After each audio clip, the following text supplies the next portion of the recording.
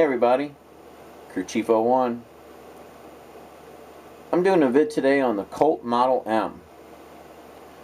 Colt Model M was produced in 1903 as a 32 ACP pocket hammerless pistol. This was Colt's second attempt on getting in on the semi-auto market. First attempt, of course, was with the Colt Browning 1900 semi-auto pistol. It was a 38 caliber, and it really wasn't that successful for them. They had some issues. Government had some issues with safety, and wanted to see some more safety implemented on the gun. At the same time that the Colt Browning 1900 was produced, the Brownings also went in with F&N on their 1900 design of a 32 ACP, and the F&N version was very popular for F&N.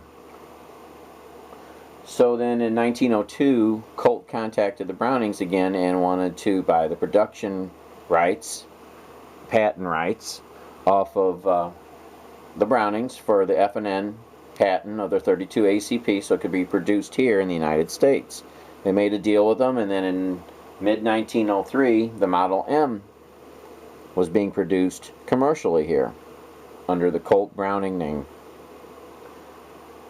This gun had 5 types during its production years, 5 different changes in the gun.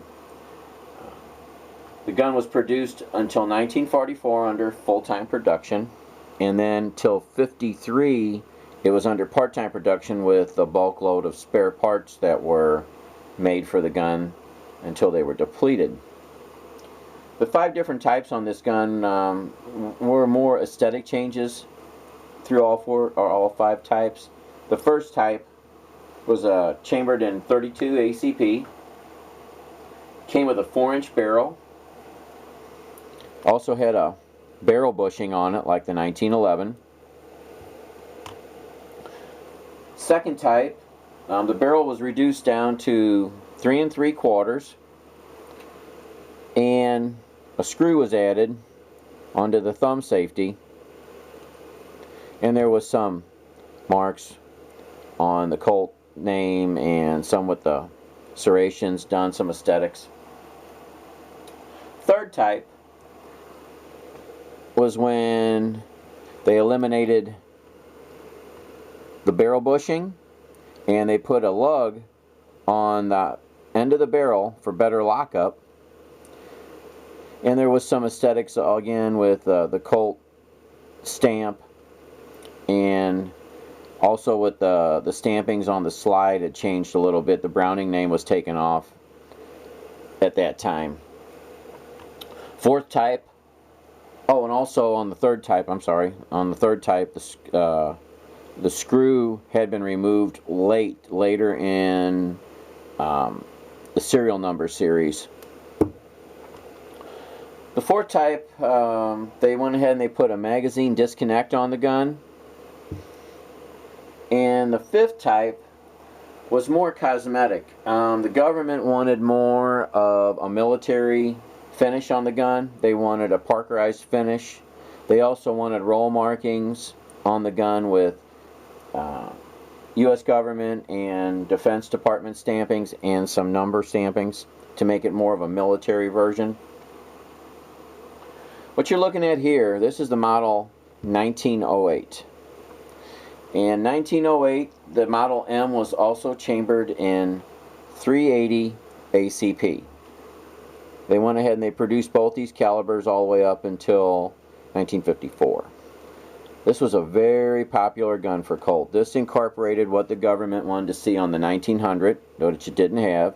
It's the first gun to have a grip safety and a thumb safety. The 1900 had a flip-up safety on it that when it was flipped up to off, it became part of the rear sight, and that wasn't enough for the government. So this gun here has got what the government wanted to see from Colt for a service pistol. This gun here was primarily in a bluing finish. There was some that were in a nickel finish with like some mother of pearl handle and some wood handles, but this is the primary setup of this gun commercially. I call it just a hot blue, and then the trigger and the thumb safety are what they call the fire bluing. This here is a low 7000 serial 1908 380 ACP, and with the serial and the stampings on it, it works out that this was produced in 1910. It's a pretty neat little gun. I really like it. It's got a lot of history, and I think for a personal defense weapon, it's just awesome for its size. Let me go ahead and clear the gun. The 380s had a 6-round mag, and the 32s had an 8-round. Gun's clear. Like I said, for the time that this was being produced, this was, you know, leaps and bounds. This was some pretty amazing technology coming out of Colt and the Brownings, and this is what segued its way up to eventually being incorporated into the 1911. They also made another version of this where it was an external hammer. No other real big difference except for the external hammer, and this having the bushing removed and it integrated it onto the barrel was another big change on this gun towards the end of its production too. So some pretty neat features on this gun, and this thing is in great shape for as old as it is. Still has some of the bluing on it. It has some scratches. This was carried by a police officer as a backup gun for many years. This was also carried by his father in the service. So this gun's got a lot of history. Well, I appreciate you all taking a look at my my Colt Model M. I hope you enjoyed watching the video. And as always, later.